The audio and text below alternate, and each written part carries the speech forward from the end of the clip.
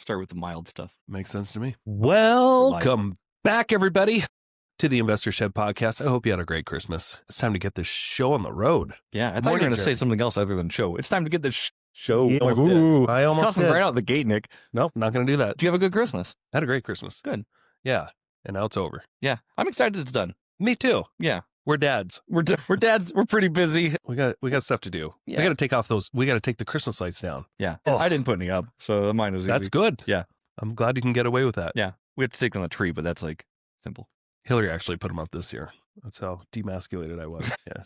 Well, anyway, I told her after Thanksgiving I'd get to it. Yeah. It is after Thanksgiving, technically. Like, you're not wrong. Right. Yeah. Yeah, there wasn't a firm date. Just have some patience. I can't remember who it was, but it's Nate Bargatze or whatever is the comedian. Yeah. He talks about Christmas lights. He's like, there's a fine line of being lazy with Christmas lights. Like, if you don't take them down by like March, people are like, man, you really suck. But then if you wait till July, you've got the jump on everybody else. Like, you guys suck and you haven't put your Christmas lights up. I've already rounded the corner. Just leave them up year round. Just leave them up year round, basically. You just got to unplug them. Yeah. Like right after Christmas. Just unplug them.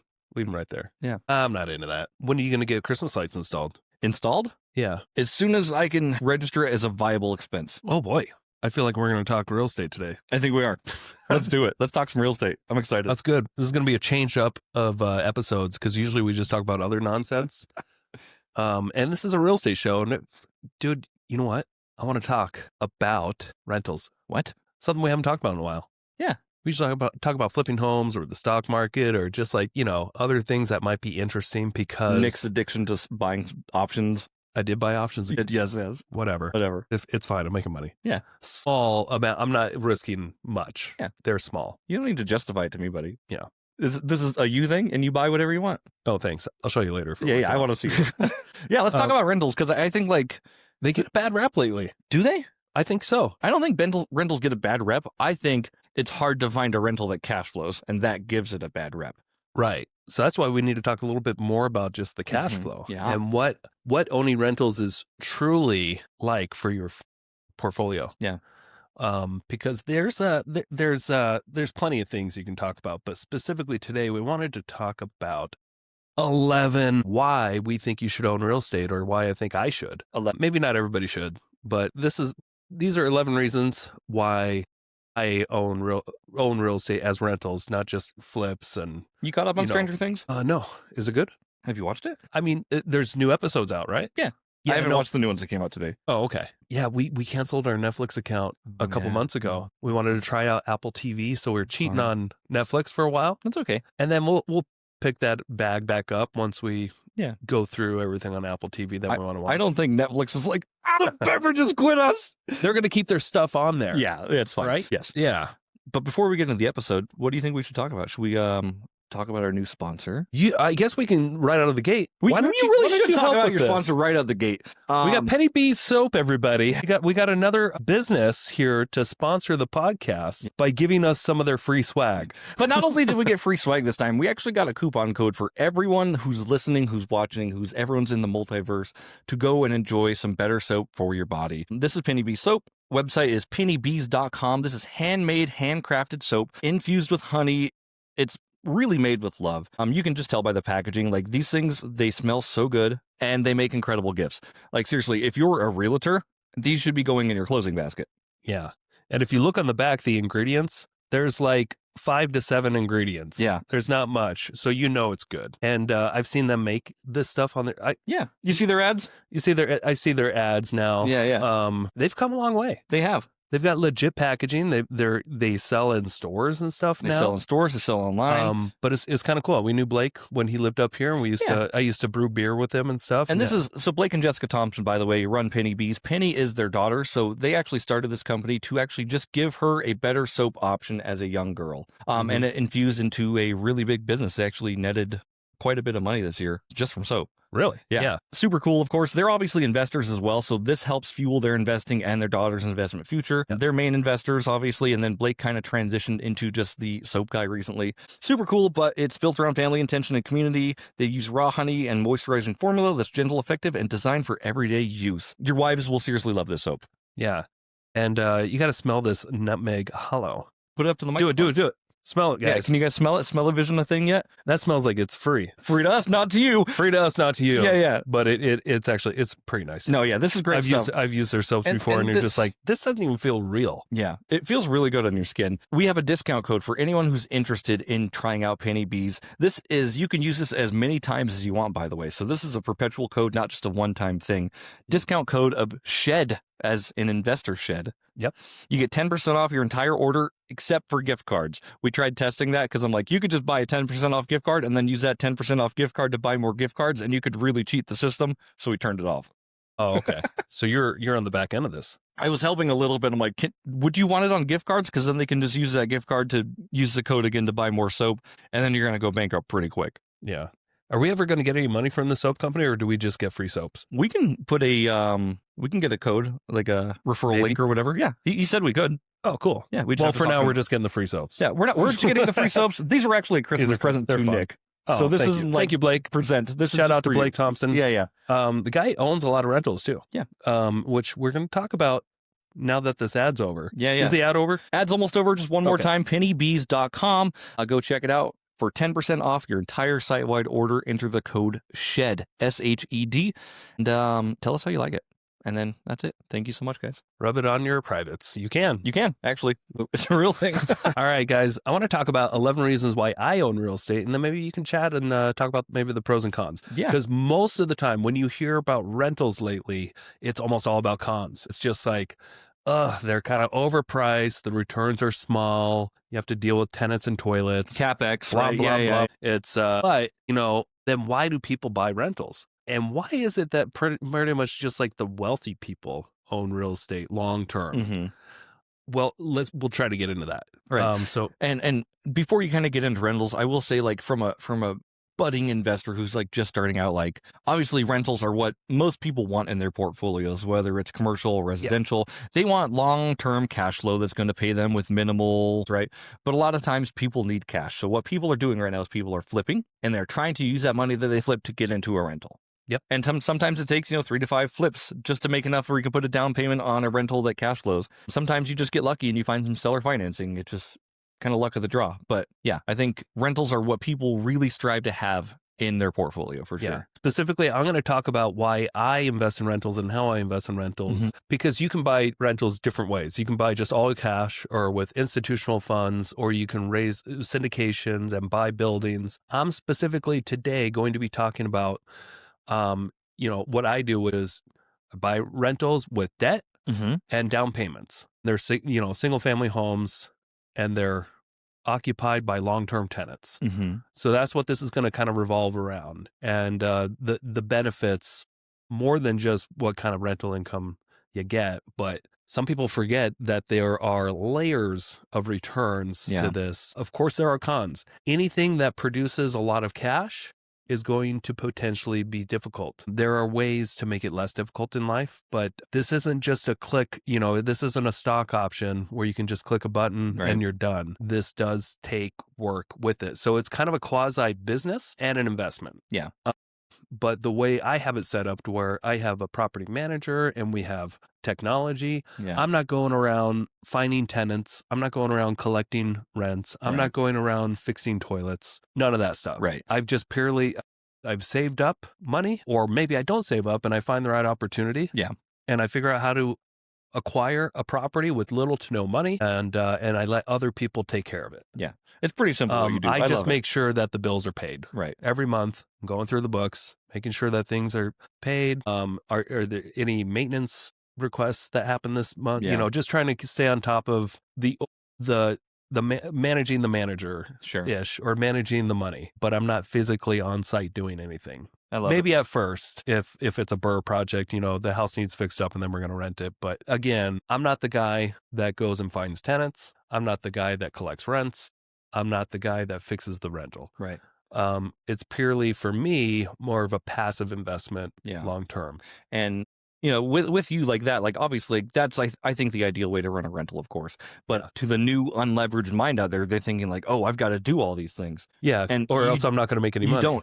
It's either leverage time or money or, materials or services, basically. You don't have to do it all. You can Right. give some piece of the pie away. And if you want to scale and actually get rich with rentals one day or wealthy, it's very hard if you try to do it all on your own. Yes. It's hard to scale if you're doing every piece of the puzzle and you're not sharing. Just like most. And what I mean by sharing is sharing the work. Yeah. Yeah. Okay. So first, probably most obvious reason and benefit to owning rentals is the passive income streams. Sure. Yeah. So this is obvious. Rentals provide a steady monthly cash flow in general after expenses. What's not so obvious is that you can add little extras like laundry. Like I have depending on what coin operated laundry machines. Now this is at an RV park, but I just cashed in $3,600 worth of quarters. Right. I say like that wouldn't work in like a single family house where you just have a washer and dryer and you charge the one tenant. Right, but you it could, but I have a fourplex, and there's a utility room that's shared that's just like the Wi-Fi and the electric panels are in there. But if I wanted to, I could take the washer and dryers out of every unit, and I could just put coin operated ones in there and just say, hey, this is just kind of a common use. You guys maybe take turns or whatever, but here it's coin operated and it's here. I chose in that one to put washer dryers in each unit and get more rents. That feels like the smart play. Like you start nickel and diming your tenants after a while, and like they're just gonna go find somewhere else to live. But there's optional. There's optional income there, right? That is a thing that could make money for sure. Storage units, you can rent out a garage separately. Yep. Which I do on one of my properties. And then there's also the option if you ever wanted to like make short-term rental income. Yeah. You can convert one day to an Airbnb if it's in the right location, right? The right type of house for it, or a midterm rental or something. Yeah, get it all staged up. So there's multiple ways where you can bring in passive income. That's probably the most obvious reason, right? To own a rental. The second is appreciation. Yeah. So obviously, real estate values typically raise over time, building equity. So number two, property appreciation. What's not so obvious is areas like where we live in North Idaho, our appreciation outpaces inflation in this area. It has, yes. It has. We have at least 40 years of data through the MLS where we can track it and just see on average how much appreciation does our local market have here. Yeah. And it's been over 6% for the last 30 years. So can we anticipate that? Like, can we still anticipate appreciation, the dollar devaluing, right? Those kind of things? Probably, but same with stocks. They always say like past performance does not dictate future performance or whatever it is. Right. Yeah. But are there any, like if you drive like, around our area, Coeur d'Alene, you're seeing new buildings being built. It's true. All over you're seeing franchises, popular franchises around the country opening up stuff here. We got just got a Jersey Mike's. We got like there are still expanding. This is still a growing area. It's not a dying area. No, not at all. Because there are areas around the country where you can invest in cash flowing rentals that are dying. Like businesses are slowly closing down over time. We're in an area of growth, and that's location is always a big thing. It's a tourist place here, so I mean, like it's the odds of it ever, and like you said, like if you look at historical data, like we have outpaced inflation, of course, or whatever. Yeah. The odds of it not doing that are low. But just take what we say at face value. Of course, we're not your investment advisors. Please don't sue us if we're wrong. Oh, it doesn't matter. It's just it doesn't matter. It's just advice. I mean, there's a track history of appreciation in this area. Yeah. And it's not just because this area is growing. It's also because the dollar is devaluing. But real estate tends to appreciate.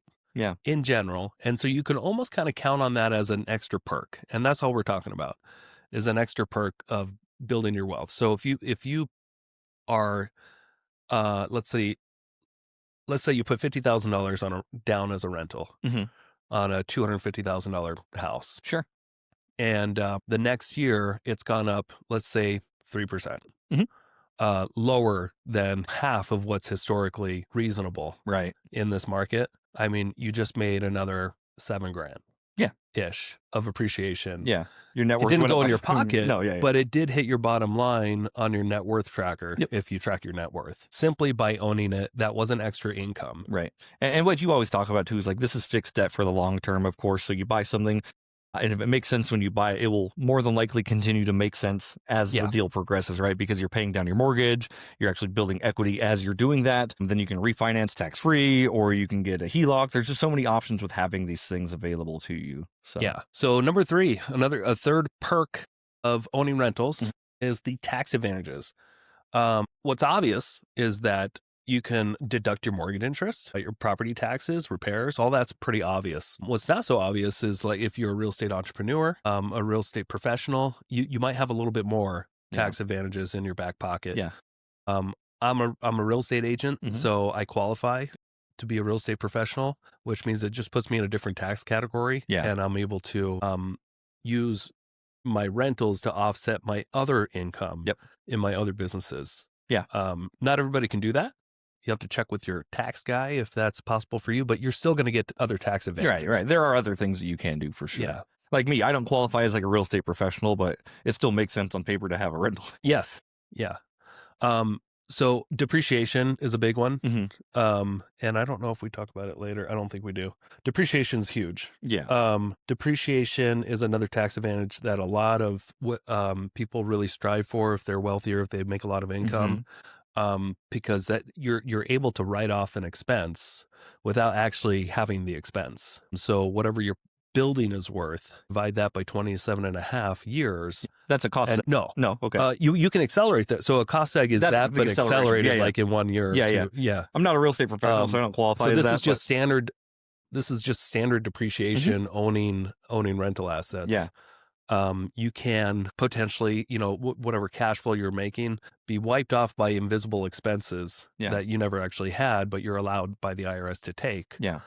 Because your building is technically devaluing over time. Sure. But not even if it's going up in value. But the structure is you're going to have to make improvements over time. Sure. And so depreciation, just to clarify, you divide what by 27.5? So you divide the value of the building minus the land. So whatever your property is, you take the land, like let's say it's a $400,000 value. $100,000 of that is the land. So you got $300,000 for what you're valued as a building. Yep. $300,000. Divide that by 27.5. What is that? Almost close to 10 grand. Yeah. Or sorry, not 10 grand. Is it? Yeah, 10 grand a year. Yeah, like 12, something like that. Let's find out. 300,000 divided by 27.5. Yeah, 11,000. Let's say 11,000. Yeah, 10,909 and 9 cents. Yeah, so basically that is an expense that the IRS sees. Yeah, that you qualify for. So you qualify for that year for a $10,000 expense based off what your building is. Yep. So that could offset like all your rentals and all the cash flow that you receive for that year. That's awesome. So basically, so that whatever your tax liable income is, you can take another almost 11 grand off of that. Yeah. Just from that alone, not any of your other expenses that come along with this rental. Yeah. Not your mortgage, not all the other things, your property manager. That's just a bonus. See how that can really reduce your tax liability. Yeah, absolutely. So number 4, this one is kind of the magic one, easily leveraging with other people's money. Yeah. Not just other people's. You're talking about like banks specifically. Banks, other people, whoever. Yeah. People lend on real estate, people and entities. And what's unique when you compare that to other investments, it's very hard to get loans on other things, or at least up to like 80% of the value. Right. You can get easy loans on your stock portfolio margin, but it's about half of whatever, Not 20%. Yeah, not 80%. Yeah, well, I guess it depends on your margin. It depends, but like what I've heard, like it is hard to so say you had a $100,000 stock portfolio, right? It is hard to leverage that $100,000 of stock and buy $500,000 of stock. Yeah, so that's collateralizing. Sorry, what I mean is like just a straight up loan. Sure, hey, I want to go buy 100 stocks of Tesla. Can I get a loan for that? And then make you monthly payments? Right. Margin, we probably shouldn't have brought up margin because that's different. Yeah. That's collateralized. Yeah. And real estate is collateralized. You didn't have to already have real estate to get a loan on real estate. Right. You can have nothing and just have a job and people will give you a loan on real estate. Yeah. Or you can not have a job at all, and then you just get a really good deal, and some people will give you a loan on real estate. Or you could have just been in the military, and you can get a really good loan terms. But other investments, businesses, stocks, that kind of stuff, like if you have nothing but a job, people aren't easily just going to give you money. You might get a credit card, and then you can use that to do cash advances and then buy stocks, but that's not really what we're talking about. Yeah. We're talking about a direct loan on what people envision as less risky as possible. Right. The risk bar is very low when most people will give you a loan. Yeah. And on like conventional loans, is anywhere in between like 10 and 20% down or 10 to 25% down. For conventional? Yeah. Somewhere 15, 20% down, sometimes 5%. It's great leverage, honestly. Like you can take 5% of a thing and have it worth 100% of the thing, it's Yeah. pretty cool. So what's typical when you're buying rentals is putting about 15 to 25% down. Somewhere in that range is what you can anticipate. But with somebody giving you, 85, 75% of the loan for that asset, just with the, and they do collateralize the property because it becomes a very safe kind of, well, depends on the cash flow situation, but it could be very a win-win situation for both the bank and the investor. Yeah. Assuming that they are buying a good property. Right. That's going to rent easy. Yeah. Yeah. That's awesome. So yeah, leveraging with other people's money. It's one of the easiest ways to make really high return on your investment using leverage. That's kind of obvious, right? Yeah. Yeah. So I think we talk too much about leverage sometimes. I think this it's a real estate show, man. Like people like leverage. People do like leverage. Yeah. Leverage with Nick Beveridge. If I was not part of the show, you could have called it that. Or you still sometimes could. You could be over leveraged. You could it's like Late Night with Conan O'Brien and I'm Andy Richter, like leverage with Nick Beveridge with Jeremy Kitchen. With Jeremy Kitchen. That's true. That's true.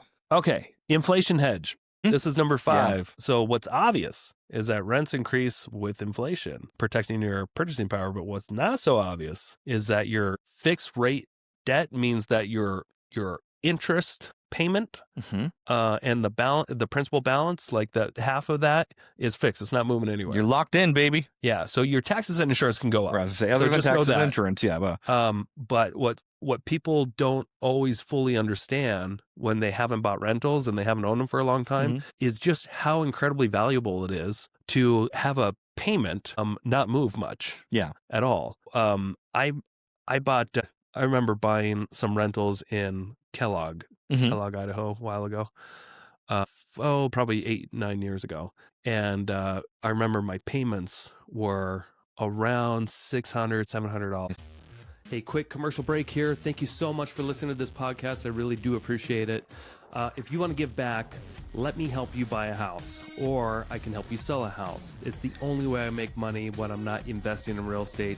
I don't make money on this podcast or the events I do, but I do make money only when I help people buy and sell houses. So if you're looking for your next investment and you're here in North Idaho, I want to help you personally. If you are not in North Idaho, I can still help you out. I have a vast network of referral partners all across the country, and I can find the right real estate investor savvy agent for you so you don't have to. It doesn't cost you a thing. Thank you for your support. Back to the show. And the rental incomes were like around $700, $800. They're cash flowing like $150 a month, a couple of rentals that I bought. Right. Gross, not net though. That was gross. Okay. Yep. Yeah. Gross. So net, I mean, I think I ended up making like around $1,000, $2,000 a year on those properties. That's great. But over time, a few years went by, it's went up. The payment stayed the same. Yeah. And it took me a while to realize, I don't have to buy 100 rentals. Yeah. Just to, at $100 a piece. I just have to hold my rentals for a little bit longer while rents catch up. Yeah. While rents go up, and then my cash flow increases over time. Yeah. So you don't need necessarily, you either need to buy a bunch or you need to wait. Right. But waiting, this typically, sorry to interrupt you, you're fine. But when you own rental properties long term, the longer the better. Right. Which isn't always the case in life with things. Yeah. It's the case in a lot of investment things. It's like time in the market is better than timing the market, right? Like anything investing, the longer you can kind of hold your thing and let time work its magic, you're probably going to do okay. But what I wanted to say here, so obviously we were talking about rentals. Do you feel like the hardest years of a rental for you, are they your first couple of years you have the loan when it's kind of just like getting its feet under it? Yeah, it's typically, the first year. Maybe. What are some of the pain points you have, like going through a rental from your first year perspective? In my experience, it's more the anticipation. Am I going to get the rents that I thought I was going to get? Sure. And then once they actually get the rents I thought, or maybe I was too optimistic, they get a little bit lower. Once that passes and then it's occupied, what's great about me not managing the properties, I usually don't hear anything. And I just get deposits in my account every month. Typically, not always. But most of the time, the fear or the pain points are just kind of made up in my head. And that's just been my experience, is that I usually get a little anxiety, like, oh crap, like the Hayden house I bought a couple years ago on a land contract, and I knew my payments were going to be $2,300 a month. Yeah. Before taxes and insurance. And I was really hoping I can rent it for at least $2,500 a month or so for it to kind of break even. Yeah. But I just wasn't sure. And I spent all summer kind of fixing it up, and then we got a renter in there, and then I got my property manager in there after I fixed it up. And then he was able to go find an insurance company came to him and wanted to rent it for like $3,800 a month or something like that. Right. Yeah. And that rented for like 8 months at that overwhelming cash flow. Yeah. And then it went back down. And then I had a little anxiety after they moved out and he was trying to find new renters. And then it rented for $2,600 a month. Okay. So you're like breaking even. Yeah. It's kind of, well, it's more than you'll find out later in the show. It's more than breaking even when we look at the other returns that it brings. But for cash flow wise, it really doesn't do much, but it holds its own. It's been a property that's been in demand. And the reason why I probably get so much anxiety about like, oh crap, is this going to rent or not? My very first experience with a rental, it didn't rent for a year. I bought a property in Kellogg when I was 20. I spent a year and a half fixing it up. I moved out of it. I gave it to a property manager. I was making payments of like $800 a month. And they couldn't find any renters for 11 months. And then they eventually got somebody for $500 a month. Yeah. And I remember getting my checks for like $450 a month after the manager took their fee. Yeah. And I had $450 to pay not just the mortgage, but also the utilities and stuff. To pay $900. Less than half Yeah. of what I needed. And it was just a bad situation, especially for me at that age. Sure. And I know we're going through our list of 11 here. You don't mind if I just ask you a couple questions in the middle, do you? Like, so obviously everybody's going to look for something a little bit different when it comes to rental, whether it's cash flow, depreciation, just a tax hedge, basically. What do you look for when you are going to analyze a rental? What do you look for? What's your main check that needs to be check marked? Well, the very first thing I look for is cash flow. Sure. Okay. Like, is there at least a few $100s, like $400 to $500 worth of wiggle room between like what is my payment going to be and what kind of gross rents are coming in. Yeah. And then how do you find out how much you think it's going to gross rent for, and how do you analyze the property? I know these answers, but I just kind of want you to break it down for somebody who may not know this process. So typically, most of the time I'll call up my property manager and I'll give him an address and tell him a little bit about the property and like the condition of it too, because it depends, if it's like kind of newer condition with stone, granite countertops or quartz countertops, right? Versus, this is like a property kind of built in the 70s. Everything's still kind of got that old wood flavor, shag carpet.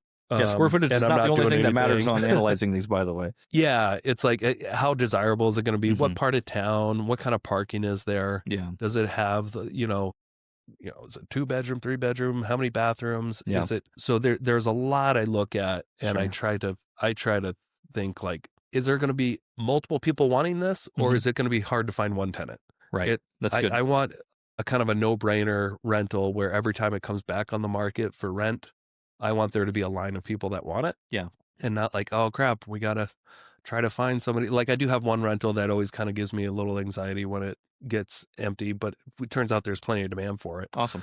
I've got a shop on a property with a little live-in suite that's like 200 square feet. It's just a small thing, but they always get it rented as part of my fourplex. Yeah. So like, if that doesn't rent, it's not going to be like the end of the world for this whole property, because you have other things cash flows. Yeah, that's awesome. Yeah. You've done a really cool thing with that one. Yeah, that one took a lot of work. Yeah. But it's definitely more than paid for itself. So the main thing you look for is like, is it going to cash flow above your expenses? Yeah, that's the number one obvious thing that I look for first. Sure. And then, okay, how much is it going to cost me to acquire it? Yep. And when I say how much is it going to cost me, I think how much is it going is it going to cost out of my bank account to acquire something? Yeah. So I'm looking at down payment. Fixing it as probably my number 2. And then what kind of returns am I going to get on that versus if I were to just put that in the stock market or paying down some other debt that I have. Right. Or like, where am I going to get the best use of those funds? Is it this property? For me, it has been harder to find properties that make sense. I only acquired one rental this year. Yeah, that's okay. More than and most. Only one the year before. Yeah. So, but I'm a lot more selective than I was in the past. Right. So, and I anticipate maybe purchasing 1 or 2 more in 2026 this year. Cool. Yeah. Did I answer your question? Or that answered it. Thank you. Yeah. I want to know, like, because again, some people who have a lot of money might just be looking for depreciation and a tax shelter, right? Like, they're like, I don't really care what the numbers do. Like, I'll write it off no matter what. Yeah. And then you just let time work on your side with that. And then eventually, if time and investments and everything work the way they have been working, like this will end up working down the road when rents get increased and everything like that. So Totally. Yeah. All right. So number 6, portfolio diversification. Diversification. Diversification. Oh my God. I don't know how I almost screwed that up. You looked at me in the eyes and I saw like the train wreck happening when you were saying it. I'm like, oh, yeah, I do that a lot. it's all good. Okay. So if you have a stock heavy portfolio, this can really kind of stable things out. The old wealthy players in the world will tell you diversify to a certain extent, but more so invest in what you know. I know local residential North Idaho real estate much better than I know stocks. I like to pretend I know stocks. Right. I think you get lucky on the stock market sometimes. I get lucky. Yeah. Yeah, sometimes. But you also lose. But that's how it goes. You've also lost in real estate too. I have. Not nearly as much losses in stocks than in real estate, but I feel like I know so much more about real estate than I do the stock market, where I'm more comfortable still playing in that playground. Yeah. But if you are heavily just invested in the stock market, and then we have these unavoidable recessions that happen here and there when the stock market's down 20, 30%, it can ruin your season maybe. And just it can really erode your confidence in your financial future when you see your stock portfolio down. And that's when people panic that's all too. you have. But if 90+% of my portfolio is in real estate, if we have these recessions, it doesn't affect me hardly any bit at all. Right. In fact, rentals typically do really well in recessions because people are getting kicked out of their homes and they need places to rent. Yep. People still need a place to stay, believe it or not. In strong areas, rentals actually have a 95+% of occupation rate. In strong rent, that's if you look at the data in markets where there's a strong demand in general. 95%. Do you know what occupation rate is up here? I would imagine. Oh, I don't know. Okay. I was just looking at data this morning. Like national statistics? Yeah, it was more national, in strong. It's right here. Data shows occupancy hovers at 95% or plus in strong markets. This is during economic shifts. Right. So yeah, we'll get to that later, but it's just a way to hedge your bets on your other investments, is just to have some because they historically are very stable. Right. The values don't move nearly as fast as like your stocks do. Right. There was obviously when COVID happened, when the greatest run up in appreciation we've seen in the area, prices basically just doubled, and then they almost flatlined a little bit. Like they're still going up. But they're not anywhere near that rate of incline where they were at. Like I could tell you what a house is kind of worth right now. Yeah. And I feel like what happened during COVID just isn't fair to even think about anymore, because it was such an unusual event. It was an anomaly in history where the world shut down. People went home for months. The government just gave out money and they kept interest rates. They just dropped them to the floor. Yeah. Where all of a sudden you can get real estate with interest rates that had 2s in front of them. Yeah. 2.7%. I've got a 2.25. Yeah. 2.25. 2.25. Oh, wow. We had a 2.25. We had a 3.25, and then we did a 1 point interest rate buy down. Okay. Oh, you did a buy down. Yeah. Okay. Yeah. So it was 3.25, but then we put an extra like $3,000 down out of Sam's commission as an interest rate buy down. Oh, how creative. House. Yeah. That's cool. Yeah. Yeah. So we had we had an interesting time during COVID where the government made some interesting decisions. They did, and totally manipulated the course of history when it came to supply and demand with real estate and building materials and all kinds of stuff. And that kind of stuff can happen again. But sure, now we know things don't turn out perfectly when you manipulate things on that kind of scale. That was a wild time, man. Yeah, and the government did some other interesting things. 15 years before that, when they just said, anyone who wants a mortgage can have one. No qualifications needed. Yeah. Just anybody can have a house or several houses. As many as you want. We don't care. Put your dog. This actually happened. People would put their dog's name on mortgage applications and buy homes. Wow. And they're getting away with it. Crazy. And that happened for a couple of years until eventually it all collapsed because the government just got involved and just said, we need mortgages. Have you watched The Big Short? Yes. Is it good? Several times. It's on my list. I keep wanting to buy it and watch it. Oh, it's great. Yeah. Yeah. It looks like a great movie. I love movies like that. It's available on my YouTube account for free to watch. Okay. I also If you want to ever watch wanna log Boiler on to Room my- about the stocks in general. I put all these weird business movies in my account, like The Accountant. Yeah, they're fun. Yeah, The Big Short is the only one you can probably actually take notes and learn stuff. historically from, for sure. It's a good one. Okay. So number 7. This is an interesting perk. Okay.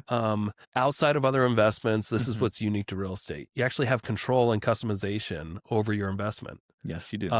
When I buy a Tesla stock, I have no control over what Elon's going to tweet the next day. It's true. But you do have voters' rights. You can be on their voters' boards, but you don't have control. Yes. But my vote is going to have such an insignificant sway with anything. It's just not going to matter. No, yeah. The reality is that stock is going to go up or down with whether I buy it, whether I tell people about it, right? Yeah, I will have zero effect. Yes. On that. I have zero control, zero customization. Yeah. When you buy real estate, it actually is a good. If you're a good operator, you can be more profitable than someone who's not. Sure. It's not fair. All of a sudden, you get into a world that's not very fair. Yeah. Because it does take a little bit of operational strategy where you actually have to make decisions on how this business is going to run. You can't just buy real estate and then set it and forget it and have everybody do everything. I hate the term set it and forget it. Even though we did a podcast on this. There's a difference between setting it and forgetting it for some of your investments, but a real estate investment, nothing is set it and forget it. The things that are set it and forget it are stocks for me, where I automatically buy them every day. And I'm I don't care what this does. I just know I need to invest a little piece of the pie here. Yeah. But real estate's a completely different animal. You cannot just buy a house and then not do anything with it. You cannot buy a commercial building and then not have a good operator. You just don't expect to have superior results. Sure. Yeah. I've known investors that will purchase real estate and they don't want to know anything about the property. They don't want to fix any of the issues unless it's they're about to get sued. They don't want to go visit and see what needs to be done for improvements. Yeah. And that's just the way some of these people are, and they still make it work. That's what's unique about real estate, is you can still be a completely horrible business owner and try to run it into the ground, but the market almost won't let you completely, but you can. You can have a vacant building just sitting there and not even try, and it's not going to bring in any income. But what's great is that you decide upgrades, tenants, and pricing. So if you're good at spotting things that need the actual attention and putting your focus there, you're going to be more profitable than others. What do you think? I think that's great. Specifically, what you talked about earlier, you've got a property manager, you don't want to fix the toilets and stuff, but you're still involved in the business. Right. I still spend money to make sure the property is in good working order. How often do you talk to your property manager about a specific property? Do you guys have meetings about each of your properties and how they're performing? No, not always. Good. Yeah, you don't. Unless there's a problem, you don't really need to, but you put these systems in place. It's more when I have a new property and then I talk to him about it and we meet up and I show him around and then I kind of have my expectations from there. Sure. And then we don't really need to talk about it anymore because that's just his job. So you don't call him and be like, "Hey, how's everything going on?" Yeah, did you check the furnace? Did you replace the furnace filter this month? Yeah. Like you said, I don't have to call and check in on that. They have systems and processes for it. You don't have to call, but I imagine some property managers aren't as thorough as yours. Right, probably not. Yeah, so you should always do your due I would imagine you're correct on that. Yeah. I would imagine there are several property managers that don't know what they're doing or just care less, and they just more care about collecting rents. Collect the rent, and then that's all they do. Yeah. So I forgot where I was going with that, but it's something that, man, it's snowing out. Big pieces of snow are falling. Big boy snow. Sorry, I get distracted. No way. What was I going to say with that? Anyway, I know I have a couple of rentals that can use some attention. Sure. But I also know right now it's not going to make a difference in the rent. I know in my head, okay, this one in Rathdrum, I'm going to sink about $3,000 into improvements on kind of the siding, this door. But right now it's just not needed. And right now it's the middle of winter. It's going to be harder to replace those kind of things or fix those things or paint the outside. Yeah. And the tenant's not going to not pay rent because, the siding has some issues. Right. Same thing with another one of my properties. They will not pay rent though if the gable heater goes out. Some of the siding is actually falling off the gable, and we will get to it, but there's no point in getting to it until I actually replace all the siding and paint the house. because it's vinyl siding and you're not going to match it anyway and blah, blah, blah, blah. There's these planned expenses, but you also have to be strategic and not just do it every time something probably needs to be done, just doing it, because you might shoot yourself in the foot or just overspend. Yeah. I don't know if that makes sense. No, you can absolutely over care for a property. You can also under care for a property. Totally. So, Which I've seen that. Yeah, I've seen that quite a bit too. Have you ever felt like you're drowning in your rentals, or like you have all these expenses come up at one time that you haven't accommodated for? That happens. Yeah. Yeah. And so, what I've done to combat that is I actually have savings accounts for each rental. So the extra cash flow I rarely spend. Yeah. You don't live off of that cash flow. That just kind of like goes back into the system. It just stays in that LLC. Yeah.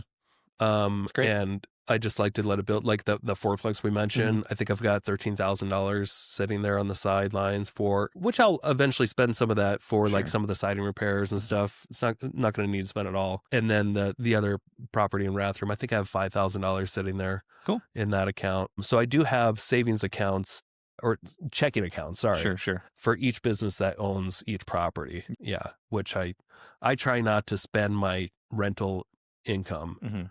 Unless it's desperately needed. I have in the past, a year ago or so, a year and a half ago. It was really nice to have some of that RV income at the time because I wasn't getting commissions for sure as much as I needed to pay the bills that I had. The reason why I bring that up is because I was talking with another investor recently, and he does the same thing that you do. So he doesn't live off that cash flow. He lives off other means. But then, obviously all of his roofs need replaced and all this. And he's just like, man, I've got like $25,000 in expenses I need to come up with. It sucks because now I have to dip into these accounts that I've like been saving up. Yeah. And we just kind of had a pep talk of like, dude, like you're honestly like blessed to have these problems. Yeah. Like, because you have these problems, like you can zoom out a little bit and be like, I've gotten 7 rentals. That's super cool. You're doing it. It's hard to take things at face value and you're like, oh, I've had all these expenses. They're just going to happen. Yeah. You can do your best to mitigate it and you can do your best to repair, of course, but like things are just going to break over time. Things are going to break for sure. And there's, if you are super worried about that stuff, things that randomly break, you can put little insurances in place, like a home warranty. Yeah. You can spend a few $100 a year on each property and get a home warranty for each one. Do you think that's a good idea? Sure. Yeah. Do I do it myself? Still no. Yeah. But I know other people that have, and it's worked out for them really well. Why don't you do it? Just because I haven't. I just haven't yet. Okay. I'm just curious. Like, why wouldn't you? Like, because it's a good question. I probably should on maybe a couple of my properties, but not all of them. Sure. Because if I did it on all of them, I would spend an extra, $200 a year or so. Sure. And I probably won't get all of it. Maybe it will. It's more of an insurance, extra insurance. They already have insurance. Yeah, they're insured. They already are, they have money that I'm saving for each one. Right. But if I was in a position, it would probably be more important for me if I didn't have the savings on the sideline. Sure. And I was in the position I am right now, but no savings, because if something happened, like a basement flooded or something like that, I would have to rely on either the insurance or, a warranty. And maybe that would be more useful. Yeah, I'm just curious. If it's only a couple $100 a year, like that sounds like a no-brainer for me. For that added peace of mind. Yeah, but yeah. And then you just got to add up, okay, you can do that, and you can have all these LLCs, and you can almost over warranty yourself and try to protect yourself to where almost all your expendable income is now gone because you spent it all on these insurance policies. Sure. I've got the maximum insurance here, the lowest deductible here. Yeah. I've got warranties on each property. I also have, everyone has an LLC. That's an extra few $100s a month each for my taxes.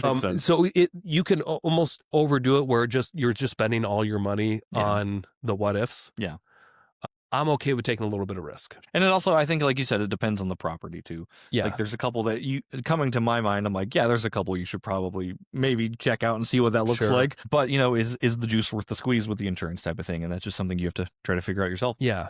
And I try to think back on like, okay, what did I have to do in the last year for heavy repairs on my rentals? Yeah. Well, in the last year, I have a fourplex, and the basement unit got destroyed by a tenant. Like, bashed walls, wow, walls, tore up a door. Were drugs involved? I don't know, but nobody called the cops on the guy. It was just destroyed? No, we just got him out. However, this unit, it's already been like 6 or 7 years since it's been updated, and it was about time to the door to the bathroom was a little short. It was time to raise it up because it was being an issue. It was time to finally clean up the bathroom and like swap out some tile. Sure. It was time to paint the interior. So it almost didn't matter. So it's a good time to do that anyway. I could have maybe done an insurance claim or tried to, I don't know if a warranty covers a crazy tenant who's going to bash a bunch of holes everywhere. Yeah, but I don't know. It didn't really cost me anything extra just to have a contractor go in and repaint the walls, make some fixes here. We're going to swap out this door Patch a that couple got destroyed anyway. We would have spent that money anyway, even if I took out the claim to fix these things that were just going to get painted over and stuff, if that makes sense. Do you require your rentals to have a renter insurance? That's a good question. I don't know, because I don't do the management. I think he does. I would imagine they do. I think he does because I think he's mentioned before that he tries to get the renter's insurance to cover certain things. Sure. But I haven't seen it to be effective yet. Right. And that's an easy thing. Like, that's not a cost to you. No, it's a cost to the tenant. Yeah, even if you don't have a property manager, that can just be part of your vetting process. Like, okay, in order to do it, we're going to run background check. If you get approved, we're going to need you having renter's insurance for X. Like, these are things that you can just automatically put into place that don't take any extra time. Yeah. Here's another one. Number 8, building equity through amortization. This is one that not many people think about. Until you track your numbers and track your net worth. And so did you know every time you make a mortgage payment and your tenants usually pay it for you, you're trying to see how much extra that you get, over that is your cash flow. But under that too, your mortgage payment, even though a large amount of it goes to interest, some of it's going to pay down the mortgage. Yeah, some of it goes down to your And principal. when you look at go all of a sudden 5-10 years, you're like, oh, wow, there's actually a lot of money being paid down. Yeah. Because eventually it's going to be paid off. Yeah. And, a small bit of your mortgage is the tenant paying, or a small bit of your net worth is going up every month. Yeah. As payments are being made, instead of the other way around. If you have no investments and you just make mortgage payments or you just make, rent payments or whatever. Payments. Like, even if you have your own house and you pay your mortgage, like, eventually you're just paying that thing down. Like, yeah, it's a forced savings account. Yeah. So you get the advantage of a forced savings account in addition to all these other benefits. It's, just picture if nothing else happened, let's say you got no cash flow, no tax benefits, nothing. What's the worst that can happen if you break even for 30 years? Somebody just bought you a house. Yep. That at one point was worth $300,000, and then 30 years later it's worth $1 million, and it's paid off. And that's this one perk. Pretty good perk. Pretty good perk. Pretty good perk It's that hard most to beat people that. forget about. A lot of people forget tenants are buying you a house. Yeah. And maybe it's not just one tenant, maybe it's 5 tenants over 30 years. Sure. But it's a pretty big thing that people kind of don't even really think about because it's happening in the background and it takes a lot of time. Yeah. Does that make sense? Absolutely. Yeah. Yeah.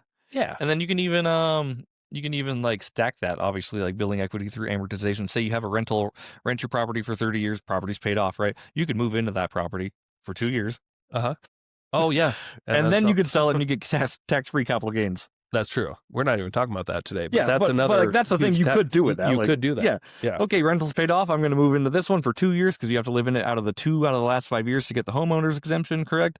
This is a dumb strategy, but you could do that, and then you could just get a tax-free growth or tax-free check based off if you're married or single and how much equity you actually have. So something to think about. All right, number 9. This one is called generational wealth and legacy. So another perk is that when you pass, and if you pass your portfolio to your heirs, ideally your children or family, Sure. If you have it set up like in a trust, it could be very easy to avoid all the probate crap. Yeah. And your portfolio can easily just be handed over to the next trustee. Yeah. So yeah, it's ideal for minimizing the struggles of owning a bunch of money and then you die and then what happens to it. But it's easy for passing on to the heirs. Now, kids don't always want to deal with real estate, so you might wind up with that challenge. Hopefully I'm gonna do a good job of training my kids that it's a good thing long term. All you can do is kind of show them the road, of course. But like, even if they don't, you can put it in your trust. Like, if they don't want this property, it has to be sold, and then they have to make a decision. I don't know. You can put whatever you want in your trust. Yeah, and if you've done 1031s over time, when you die, your cost basis gets reset. Yep. So your children wouldn't have to take on the burden of all the taxes that you might owe. Yeah. The back when you die, it goes away. Years of passing the pug. Yeah. Doing Yeah. 1031 tax exchanges, Mhm. moving, building your portfolio up to the next property, the bigger property, if you're doing that kind of strategy. Yeah. So it could be an amazing tactic for passing your wealth along to your heirs. Absolutely. Number 10, we kind of touched on this, Yeah. but it could be pretty resilient against economic shifts. Yeah. People are always going to need housing, ensuring demand. What's not so obvious is that in recessions, rentals typically thrive as home ownership drops. There's also government programs like Section 8 and stuff where the government can pay rents for, on the tenant's behalf or depending on where you bought the rental, of course. And yeah. And in North Idaho specifically, Section 8 is in such demand. Is it? So, yes. Okay. So if you have a rental property and you're self-managing it, just bring it to the Idaho Housing Finance Association because they're the ones that handle the Section 8 over there. And just apply to be a Section 8 landlord if you're worried about inconsistent rents coming in. Yeah. And then they'll inspect the property, make sure that it meets their standards. It's really not much. It's just like basic, are there handrails and is it safe? Yeah. Does it have, not broken windows? Yeah, basically, smokers, like, that kind of stuff. What would qualify for an FHA loan, basically? Yeah, is the house just normal functioning house? So Section 8 doesn't care about what like area of the town you're in? Oh, Sean did one of these in Wardner, Idaho, like out in the boonies, and he got a premium. Wow. Okay. Of the rent, and it was being mostly paid by the government. Cool. And the tenant did not want to move out of there. Yeah. Why would they? Because they were, got to live so cheap. $200 a month for it was something ridiculously cheap. Yeah. So if you're having a tough time renting your property in North Idaho, because it is kind of a real soft rental market right now, consider that. Consider just applying for it to be a Section 8 house. When it goes Section 8, can you ever like have it not go Section 8? Can you choose to opt out of Section 8? Sure. Okay, cool. So I don't know how, but you can. Yeah. So it's not something you're like stuck with for the rest of your life. No. Again, like I don't think this is a strategy unless you're really having problems renting your property. And the ones you're probably having trouble renting, you're not going to have trouble renting like $1 million properties. Well, I think this could be a great tactic right now if you're in North Idaho and because rental market is soft because of all the brand new apartments that just came out that people are competing against, but still not much Section 8 inventory out there. Yeah. But there are funds available, right?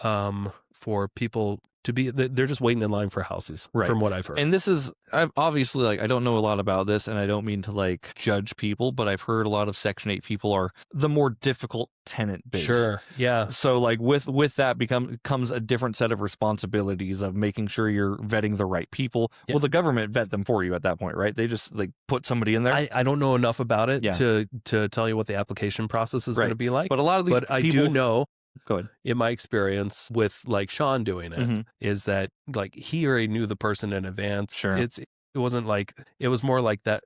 Like he knew the person. Sure. And they were on Section 8 just waiting for property to come up. And then he just kind of went to that office and figured out how he can make this one work. And they did an inspection. They're like, yeah, great. You can do it this. And then are you okay with this for rents? Yeah. Okay. Yeah. And he was able to get kind of a pretty good premium. Sure. A lot of those people. It's not a hard process. If Sean can figure it out.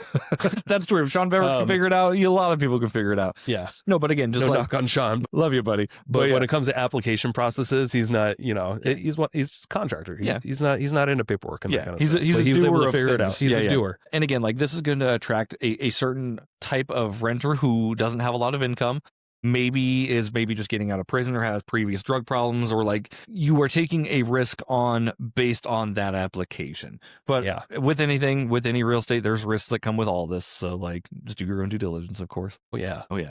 All right. Number 11. Right, so we're here at number 11. There might be a bonus. Is there a juicy bonus? There might be a bonus. Okay. But number 11 is the personal growth and the impact that you're going to have becoming a little bit more business savvy, because you are running a small business, owning rentals. It's just one of the easiest, lowest risk businesses that you can run with like the least amount of consequences for, screwing up or not showing up every day. Yeah. With a normal business, if you don't don't show up for 5 days or, it's hard to keep the lights on. With a rental, other people are paying to keep the lights on and stuff. Right.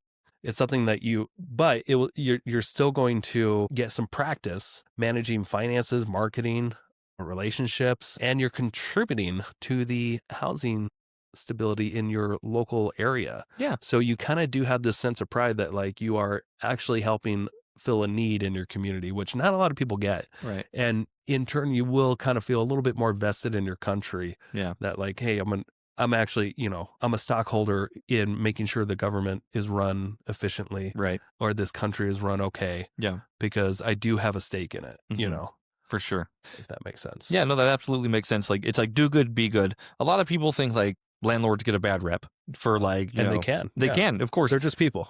People get a bad rep. It's true. Yeah. But landlords especially, and I think they're just really misunderstood, but they're all different types of people. Right. There are shitty landlords. There are great landlords. Yeah. But just remember, you wouldn't live there unless they took the risk to own it. Right. If you're the tenant and I'm speaking to you. Yeah. Yeah. No, and it just, again, risk comes with all this stuff, but make sure that if you are going to be a landlord, at least you don't have to, of course, but try to make better. Try to make the place a better place. Try to provide something that somebody needs. Sure. Yeah. Yep. I try to provide stainless steel appliances. Do you? Always. You try to always. Those are two different things. I don't think I've ever had a rental that had like a white appliance in it, because I don't want my tenants to feel subpar. Yeah. Or like, I want them to feel like, oh, this is a nice kitchen. Like, I want them to feel proud of where they live and not like this is I don't want, some Formica countertop, some shitty, sink that doesn't even have the pull down thing. It's okay. I want them to have a dishwasher. Mm-hmm. Like, and I don't necessarily just, charge way more than anybody else would, but I want my tenants to, at least respect the place a little bit. Yeah. Knowing that for a rental, this has more than what is kind of standard or typical. Do you have water lines on all your fridges? Sure. You do? Well, I take that back. For the ice makers. Okay. If they're there. Yeah. So maybe not all of them, but if we're easily able to put a water line there, we can. Yeah. Me personally, I guess I don't care as much because I just drink straight out of the faucet. Sure. Water. You're savage. So I don't really think about that as much. Do people really care about that as much? I don't know if people care about it, but I just know, like, from what I've heard, like, that is one thing that breaks really easily. And like, if you want your floors to be flooded, mine's happened twice from the same yours thing. has. Yeah, it's easy to kink that line. Yeah. Mm-hmm. We just decided to eliminate that altogether and go with a fridge filter. Like, you go from the sink, pour it in the pure filter, then refrigerate it. Oh, That's okay. You still like your cold water? I love my cold water coming out of the fridge. Yeah. Yeah, I like it. It's cold coming out of the faucet too, right? It is. You can get like 10 degrees colder though. Okay. Yeah. All right. Yeah. Raft water can be finicky sometimes, where you go on cold and it's just like half lukewarm. Like, yeah. How much fluoride are they putting in that water? I haven't done any tests. Let me know when you do. Okay. All I know is I run it through my water filter. It's carbon. Does it take the fluoride out of that filter? I don't know if it takes. I don't know. It's charcoal filter, man. It's a charcoal filter. Nice. It's a charcoal filter. Does it feel like barbecue water? No. Okay. Charcoal's odorless. Yeah. Odorless and tasteless. Okay. Has a little like black tinge to it, but it's like whatever. We got a surprise benefit. Whoa, bonus one. We had no idea. Bonus number 12. Everyone gets number 12. Yep. I want to talk about this theory of stacking returns. Okay. So Jeremy, when you compare, let's say, investing in real estate to investing in the S&P 500 or the index or something like that, and I can get 10%, don't have to deal with anything. Just know that, whatever cash you're putting into the market is all your cash. And it's a 1-to-1 ratio, and basically. You can be making 8 to 12% returns annually. However, you may think, if you buy a rental, maybe your cash flow, you invest $100,000 into a $500,000 property as your down payment. What kind of returns can you anticipate? And maybe you're only getting like, $200 a month. And so you're making like 2%. Right. On your money. And that may feel like really low, but that's just one aspect of the return, as we've talked about. But when you stack them all together, let's take this example. Scratch the 100 to 5 because this one's got it mapped out. Let's say you've got this $300,000 single family rental. You put 20% down, $60,000. You finance 80% of it, and you get a horrible interest rate of 7% over 30 years. Just know you can always refinance at some point. Let's say your monthly rent is $2,500 a month or $30,000 a year. Your operating expenses are typically, 35% of your rents. And that would cover your taxes, insurance, maintenance, vacancy on top of the mortgage. Does that feel accurate, about 35% of your rents? Yeah. But on top of the mortgage. And let's say it appreciates On the low side, instead of around 5 to 7% a year, it's more like 3% a year. And let's say your tax bracket is 25%. The building value, let's say, is 80% of your purchase price. So like 20% towards the land when you're doing the depreciation. Sure. Here's a look at those stacked returns. Cash flow.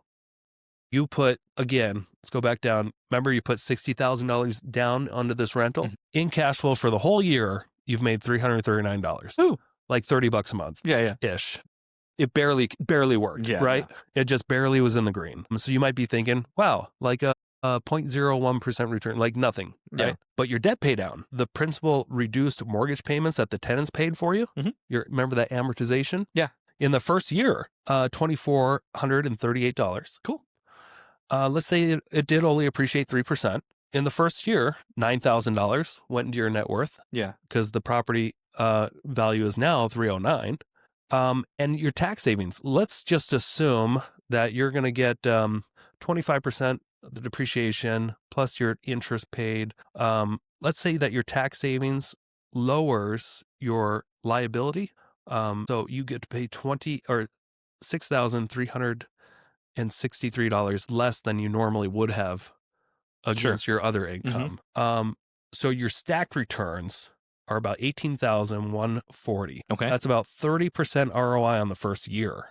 And if you do nothing, this typically gets better each year. Sure. So it may sound like, oh, shoot, I'm not going to make anything. But if you're working a normal job and you're paying taxes and you're in an area where things are likely going to appreciate, you're in a strong market in general, people are moving there. Sure. That takes, a 7% interest rate where a property doesn't cash flow at all, but it $30 a month. All of a sudden, you're actually making 30% annually. Yeah. On your first year. That's pretty good.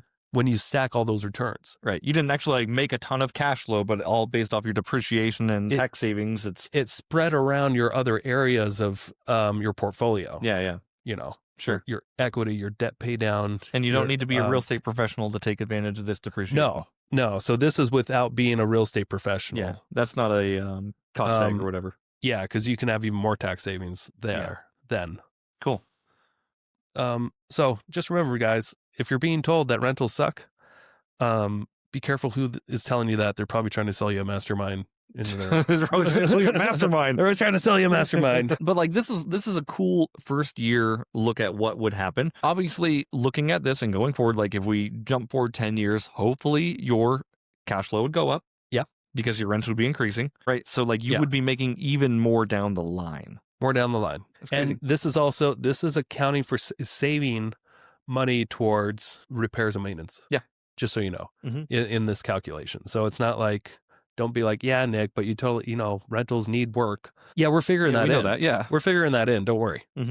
Because a lot of people, they don't figure that in. They're like, man, I'm making 50% returns on my money. Yeah. It's more like 30. You don't actually put aside any money for CapEx, do you? You just put it all into an account and then try not to touch that money? Yeah, me personally. Yeah. Yep.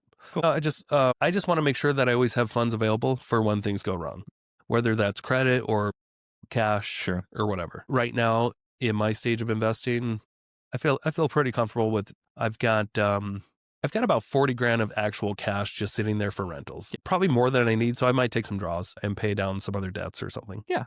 And what's cool is like with these investments comes opportunities for you, right? So if you were having a problem on something and you just needed money, but you have all these rentals, you can talk to people like me who would take a second position lean out on something of yours. Yeah, because they all have equity. Yeah, they'd have equity. I would take a second position, give you a loan, and we could figure something out. Sure. Or you could refinance. Like you have so many options that you could use if you needed to draw into any of this capital. That's true. So, which is another perk we haven't talked about. Yeah. Getting HELOCs. You don't want to do 13. We could do 11 more, but we're not. Yeah. Hopefully that was helpful. Yeah. That kind of went long today. What do you mean? It just went long. Yeah. We talked about... we're over an hour and 11 minutes. That's okay.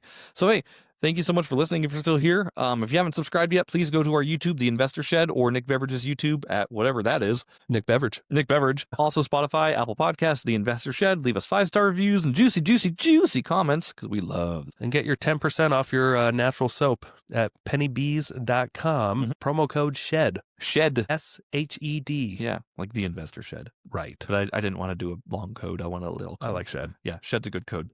All right, guys. Enjoy your date. And Merry Christmas and Happy 2026. Talk to you next time. Bye.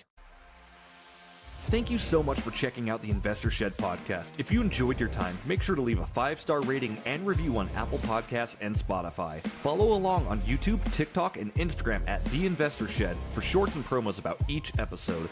Do you want to be a guest or know someone who has great real estate investing advice and stories? Reach out to us at theinvestorshed@gmail.com.